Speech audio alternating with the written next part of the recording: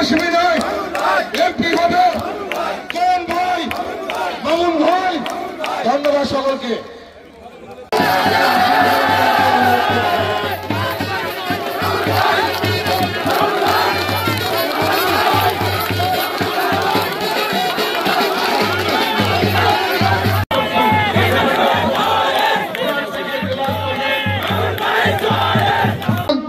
আমাদের প্রিয় নেতা জনাব আলহাজ শাহজাহান খান সাহেবের মৃত্যুবার্ষিকী আমাদের এই মহান নেতা প্রত্যেকটি জনপদে বাংলাদেশ জাতীয়তাবাদী দলকে সংগঠিত করেছেন।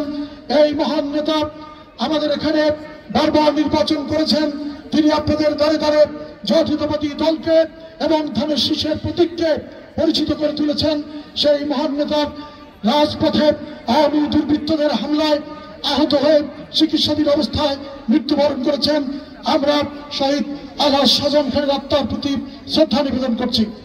সংগ্রামী বন্ধুরা, একটি কথা আছে যে গণতন্ত্রের ভাষায় বলে সবচেয়ে নিকৃষ্ট মানের গণতান্ত্রিক সরকারও সবচেয়ে উৎকৃষ্ট মানের অগণতান্ত্রিক সরকারের চেয়ে ভালো।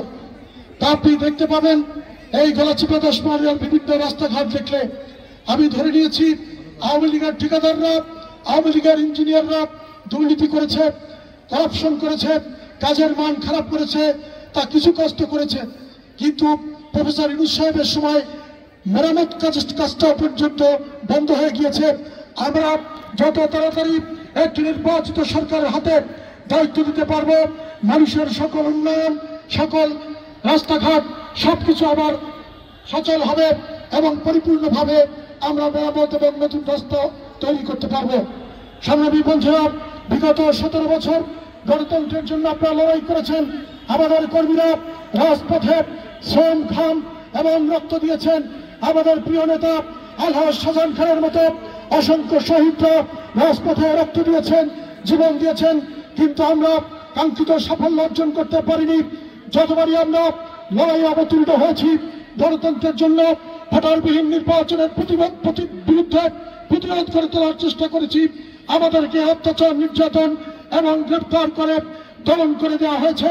পরিশেষে আমাদের ছাত্র ভাইয়েরা, সন্তান তুল্য ছাত্ররা, কৃষক, শ্রমিক, মেহনতি মানুষ, হাজার হাজার মানুষ রক্ত দিয়ে প্রায় 1400 শহীদের রক্তের বিনিময়ে, কয়েক হাজার ছাত্র জনতার বন্ধুত্বের বিনিময়ে, কয়েকশো নেতা কর্মীর অন্ধত্বের বিনিময়ে আমরা একটি স্বৈরাচারী সরকারকে বিদায় ঘটিয়ে আমরা নির্বাচনের জন্য অপেক্ষা করছি, একটি অন্তর্বর্তীকালীন সরকার প্রতিষ্ঠা করেছি।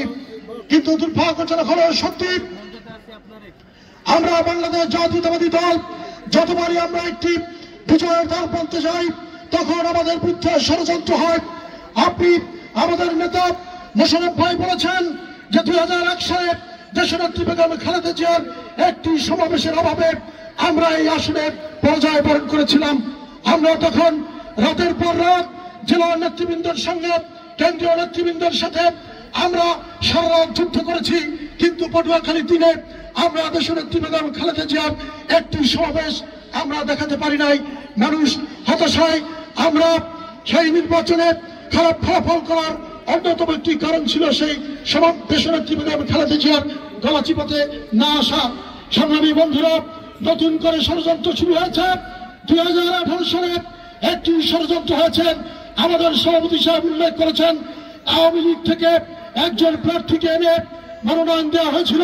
সেই প্রার্থী ন্যূনতম দায়িত্ব পালন করেননি। বুঝলাম আওয়ামী লীগ নির্যাতন করেছেন, তিনি নির্বাচন ঠিক মতো করতে পারেননি। 87 জন নেতা কর্মী এবং সাধারণ মানুষ বাংলাদেশ জাতীয়তাবাদী দলকে সমর্থন করার কারণে সেই নির্বাচনে কারাবরণ করেছিলেন। কিন্তু একজন নেতা কর্মীকে মুক্ত না করে তার পরিবাররা কেমন আছে, তার সন্তানরা খেয়ে আছে নাকি না খেয়ে আছে, তার স্ত্রীরা খেয়ে আছে না নাকি না খেয়ে আছে, তার বাবা মারা কেমন আছে, ন্যূনতম খোঁজ খবর না নিয়েই সেই নেতা ঢাকায় গিয়েছেন আর ফেরত আসেননি। এই জন্যই বলেন, এক দেশের ছেলে আরেক দেশের অধীনে, একজনের বাবা একজনের ছেলে আরেকজনকে বাবা ডাকে না। যদি জাতীয়তাবাদী দলকে সত্যিকার অর্থে বিজয়ী করতে হয়, জাতীয়তাবাদী দলের প্রার্থী লাগবে এখানে। যদি আলী হাসান মামুন কিংবা অন্য কেউ এখানে বিএনপির যোগ্য প্রার্থী না হয়, তার চেয়ে যদি যোগ্য প্রার্থী হয় বিএনপি থেকে এখানে বিএনপি প্রার্থী নির্ধারণ করতে হবে। এখানকার বিএনপি বরখাস্ত হবে না এবং একটি ভোট কোন ভারতীয় প্রার্থীকে দেওয়া হবে না। আপনারা শেষ পর্যন্ত ঐক্যবদ্ধ থাকবেন।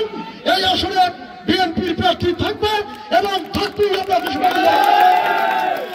পরিশেষে আপনাদের কি কথা বলবো, আমরা দেখে এসেছি সমস্ত রাস্তাঘাটের দুরবস্থা, এই গাছি বাতাসুনায় শিক্ষা প্রতিষ্ঠানগুলোর দুরবস্থা। আমরা দৃঢ় প্রতিজ্ঞ, যদি আমরা নির্বাচিত হই আমরা রাস্তাঘাটের উন্নয়ন করব, সনাতন ধর্মাবলম্বী ভাই বোনদের পুজো মণ্ডপের আমরা উন্নয়ন করব, মসজিদ মাদ্রাসা সবকিছু আমরা উন্নয়ন করব এবং আপনাদের সকলকে নিয়ে এই গাছি বাতাসুনাকে আমরা উন্নয়নের একটি মডেল হিসেবে গড়ে তুলব। সেই আশাবাদ ব্যক্ত করে যারা বিভিন্নভাবে